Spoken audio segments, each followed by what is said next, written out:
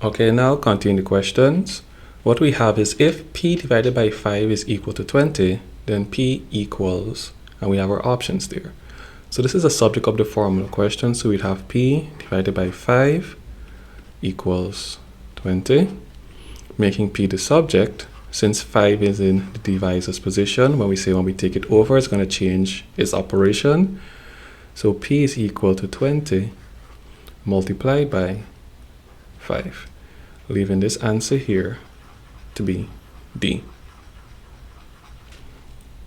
Okay, so we're going to move on to the next question here, where we have x to the minus 3, with negative 3 being the power, written as a positive index is what? So this is actually from the laws of indices, where we'll now apply the rule for negative indices. Now that rule, as you may have gotten it from your teacher, x to the minus n is equal to 1 divided by x to the n.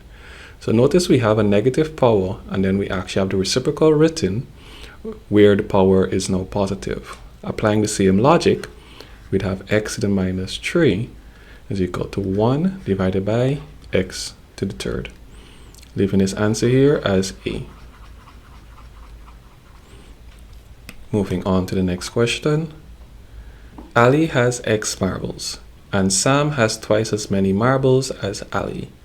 Sam gives Ali 5 of his marbles. How many marbles does Ali now have? So with this question here, we're just focused mostly on Ali, and he's starting with X. And we're noting that Sam gives him 5. So this is X plus 5, leaving this answer here to be B. Moving on now to question 24. We have 3x squared times 2x cubed. So let's now first understand that we have our coefficients. And it's a multiplication. So the coefficients would be 3 times 2, which is 6. Now the base, they're similar. So let's look at the powers aspect now. The bases are similar, so we have x squared times x cubed. Now, based on law of indices, you're going to write back the base, remember that? We're going to write back the base, and the powers we're going to add. So this is 2 plus 3. So this is x to the 5th power. Putting this all together, the answer would be 6x to the 5th power, which gives the answer of A. So remembering, let me just do this a little bit separately. 3 coefficient, x is the base of the power 2. And again, 2 coefficient, x is the base for the power 3.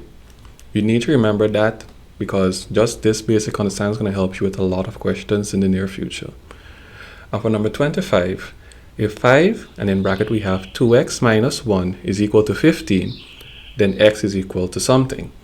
So here we're solving for the value of x. So we have 5, and here we have 2x minus 1 is equal to 15.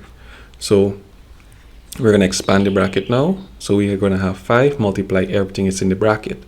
So we have 5 times 2x, and we're going to do plus 5 times minus 1 is equal to 15. 5 times 2x is 10x. And notice here we have 5 times minus 1, which is going to give me minus 5 is equal to 15. We're going to want x alone, so we're going to actually first move the negative 5. So 10x is equal to 15 plus 5. 10x is equal to 20. So x, because they're multiplying, we're going to move this here across. Opposite of multiplication is division. So 20 divided by 10, x is equal to 2, leaving this answer here to be D.